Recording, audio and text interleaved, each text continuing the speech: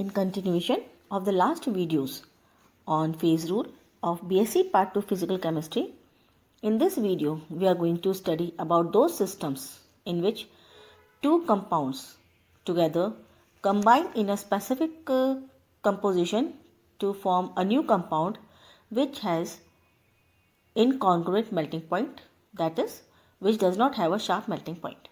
यानी ऐसे तंत्र जिसमें दो घटक मिलकर एक यौगिक बनाते हैं जो गर्म करने पर सर्वांग सम वाले के बजाय विघटित होकर कई ठोस प्रावस्था व द्रव बनाते हैं। वह द्रव प्रावस्था का जो संगठन यानी कंपोजिशन होता है वह ठोस प्रावस्था से अलग होता है, यानी ठोस प्रावस्था की कंपोजिशन से अलग होता है। ऐसे पदार्थ इनकॉन्ग्रुएंट मेल्टिंग पॉइंट रखते हैं। पदार्थ के विघटन को पेरिटैक्टिक रिएक्शन कहते हैं। इसे हम निम्न समीकरण के द्वारा व्यक्त कर सकते हैं। S1 जो कि मूल ठोस है वो S2 के साथ कंबाइन करता है तो विलयन और नया ठोस बनता है। मेरिटैक्टिक और पेरिटैक्टिक टेम्परेचर कहते हैं इस असर्वांगसम गलनांक को। इस प्रक्रिया में यानी जो पेरिटैक्टिक रिएक्शन है, इस पेरिटैक्टिक रिएक्शन में तीन प्रावस्थाएं हैं, दो ठोस हैं व एक द्रव है, तो यानी यहाँ पे फेज का नंबर आ गया 3। अतः तंत्र अचर है यानी डिग्री ऑफ फ्रीडम आएगी 0। चूंकि तंत्र का ताप स्थिर है अतः सभी प्रावस्थाओं में ताप व संगठन भी स्थिर होंगे इस पेरिटैक्टिक रिएक्शन वाले पॉइंट पर। इस तंत्र को यानी इनकॉन्ग्रुएंट मेल्टिंग कंपाउंड वाले को हम इस आरेख प्रावस्था आरेख के साथ स्टडी करते हैं। तो जैसा कि हमने ऑलरेडी देखा है पिछले में, जो हॉरिजॉन्टल एक्सिस है वो कंपोजिशन का एक्सिस है और जो वर्टिकल एक्सिस है वह टेम्परेचर का एक्सिस है। लेफ्ट हैंड कॉर्नर पर जो 100% ए है और राइट हैंड कॉर्नर पर जो बी कंपाउंड है वो 100% है।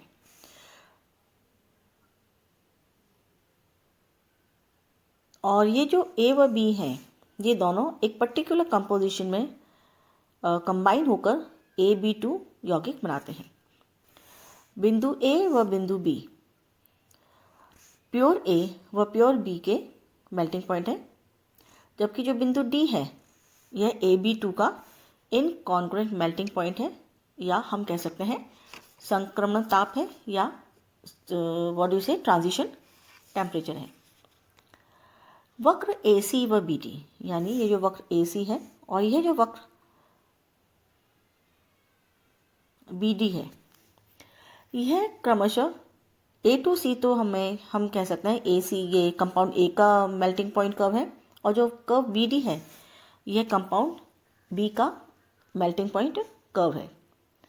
वक्र AC पर जो घटक A है यानी सॉलिड स्टेट व द्रव ये प्रावस्था समय में रहते हैं, जब साम्य में रहते हैं, जबकि वक्र BD पर हर पॉइंट पर सॉलिड B व द्रव प्रावस्था साम्य में रहते हैं। इसी प्रकार अगर हम वक्र CD की बात करें तो ये वक्र CD भी जो है वह यौगिक जो नया यौगिक बना है A और B के कॉम्बिनेशन से AB2, इसका मेल्टिंग पॉइंट कर्व है। और AB2 ये CD पर AB2 का जो सॉलिड स्टेट है वह और द्रव साम्यावस्था में रहते हैं यानी बाइफेज में रहते हैं। बिंदु D पर यौगिक AB2 विघटित होता है और हमें मिलता है सॉलिड B प्लस लिक्विड। इसी प्रकार बिंदु C पर ठोस A, ठोस AB2 तथा द्रव यानी तीन फेज साम्यावस्था में है, अतः जो बिंदु C है वह अचर है, डिग्री ऑफ फ्रीडम 0 है, और इसका जो पॉइंट है इसको हम यूटैक्टिक पॉइंट कहते हैं। जब वक्र CD को हम D प्राइम तक बढ़ाते हैं तो D प्राइम पर जो सामान्यतः यौगिक हमारा AB2 है उसका कॉन्ग्रुएंट मेल्टिंग पॉइंट प्राप्त होता है, और यह बिंदु यानी ये D prime point submerged maximum कहलाता है। ये इसलिए कहलाता है क्योंकि यह वास्तव में एग्जिस्ट तो नहीं करता है, लेकिन यह बस थियोरेटिकल जो एक्सट्रापोलेशन अगर हम इसको एक्सटेंड करते हैं D को, तो हमें ये थियोरेटिकल बेसिस पर मिलता है कि जो D प्राइम है वह कॉन्ग्रुएंट मेल्टिंग पॉइंट है और जो D पॉइंट है वह इनकॉन्ग्रुएंट मेल्टिंग पॉइंट है।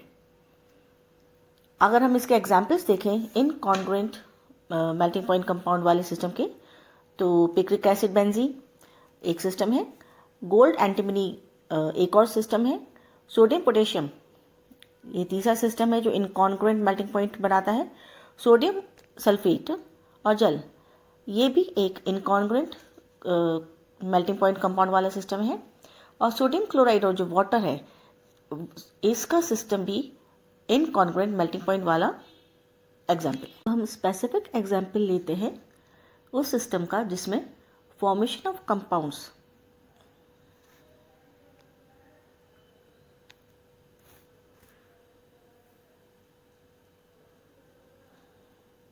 अब हम स्पेसिफिक एग्जाम्पल लेते हैं उस सिस्टम का जिसमें formation of compounds with incongruent melting point होता है। और इस एग्जाम्पल में हम जो सिस्टम ले रहे हैं वो है सोडियम क्लोराइड वाटर सिस्टम। और इसका जो आरेख है वह इस चित्र में दिखाया गया है। इसमें जो पॉइंट ए है वह जल का फ्रीजिंग पॉइंट है 0 डिग्री सेंटीग्रेड। और जब इसमें जल NaCl मिलाया जाता है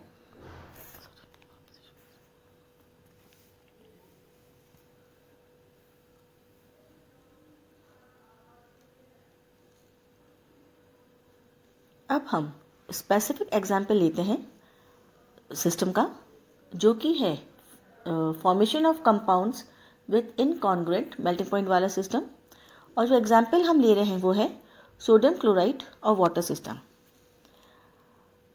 जैसा कि इस आरेख में दिखाया गया है, और जो हॉरिजॉन्टल एक्सिस है वो कंपोजिशन का एक्सिस है और जो वर्टिकल एक्सिस है वो टेम्परेचर का एक्सिस है। जो लेफ्ट एंड कॉर्नर है उस पर 100% वाटर है और जो राइट एंड कॉर्नर है उस पर हम 100% NaCl लेते हैं। जो पॉइंट ए है यह पानी का हिमांक है यानी फ्रीजिंग पॉइंट है और यह 0 डिग्री सेंटीग्रेड है। और इस पे जब हम मतलब इस ए पॉइंट पर पानी और बर्फ़ यानी जो वाटर है वो ठोस अवस्था में, ये दोनों साम्यावस्था में रहते हैं। और जब इस ए पॉइंट पर NaCl मिलाया जाता है तो जल का जो हिमांक है यानी फ्रीजिंग पॉइंट कम हो जाता है और हमारा पॉइंट AB वक्र से की तरफ जाता है। और यह जो वक्र AB है वह जल में NaCl मिलाने पर उसके डिप्रेशन इन फ्रीजिंग पॉइंट को प्रदर्शित करता है। इस वक्र के सहारे, इस वक्र का जो B पॉइंट है, इस वक्र के हर पॉइंट पर हम कह सकते हैं कि बर्फ द्रव जल के साम्य में है। और चूंकि प्रावस्था 2 है अतः जो वक्र B है AB, इस पर हर पॉइंट पर जो हमारा सिस्टम होगा वह बाइफेज होगा और यूनिवेरिएंट होगा। वक्र B जो है वह -21 डिग्री सेंटीग्रेड पर विलयन है और संतृप्त हो जाता है और एक नई ठोस प्रावस्था NaCl2H2O यानी सोडियम क्लोराइड डाइहाइड्रेट सेपरेट हो जाती है। बिंदु B पर 3 प्रावस्थाएं सॉलिड बर्फ, ठोस NaCl.2H2O तथा विलयन साम्यावस्था में है। बिंदु B को क्रायोहाइड्रिक पॉइंट या यूटैक्टिक पॉइंट कहते हैं।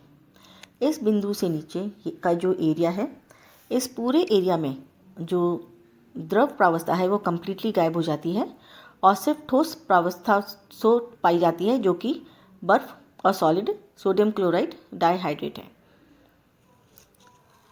NaCl को अगर हम और मिलाते हैं यानी B पॉइंट पर जब हम और NaCl मिलाते हैं तो हमारा बिंदु B से C पॉइंट की तरफ जाता है।